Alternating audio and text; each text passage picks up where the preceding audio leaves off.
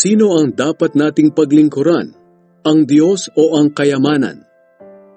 Walang taong makapaglilingkod ng sabay sa dalawang amo, sapagkat kapopootan niya ang isa at iibigin ang ikalawa, o kaya'y magiging tapat siya sa isa at hahamakin ang ikalawa. Ganon din naman, hindi kayo makapaglilingkod ng sabay sa Diyos at sa kayamanan. Kaya sinasabi ko sa inyo, huwag kayong mag-alala tungkol sa inyong buhay, kung ano ang inyong kakainin, iinumin o susuotin. Dahil kung binigyan kayo ng Diyos ng buhay, siguradong bibigyan din niya kayo ng pagkain at isusuot. Tingnan ninyo ang mga ibon sa himpapawid. Hindi sila nagtatanim o nag-aani o nag-iipon ng pagkain sa bodega. Ngunit pinapakain sila ng inyong amang nasa langit. Hindi ba't mas mahalaga kayo kaysa sa mga ibon? Sino sa inyo ang makakapagpahaba ng kanyang buhay ng kahit isang saglit sa pamamagitan ng pag-aalala?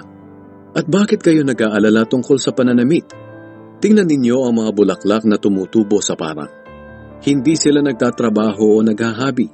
Ngunit sasabihin ko sa inyo, kahit si Solomon ay hindi nakapagsuot ng damit na kasing ganda ng mga bulaklak na ito sa kabila ng kanyang karangyaan. Kung dinadamitan ng Diyos ng ganito ang mga damo sa parang, na buhay ngayon pero kinabukasan ay malalanta at susunugin, kayo pa kaya? Kay liit ng inyong pananampalataya. Kaya huwag kayong mag-alala kung ano ang inyong kakainin, iinumin o susuotin.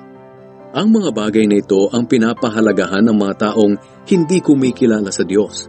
Ngunit alam ng inyong amang nasa langit na kailangan ninyo ang mga bagay na ito. Kaya, unahin ninyo ang mapabilang sa kaharian ng Diyos at ang pagsunod sa kanyang kalooban, at ibibigay niya ang lahat ng pangangailangan ninyo. Kaya huwag na kayong mag-alala tungkol sa kinabukasan, dahil ang bukas ay may sarili ng alalahanin. Sapat na ang mga alalahaning dumarating sa bawat araw.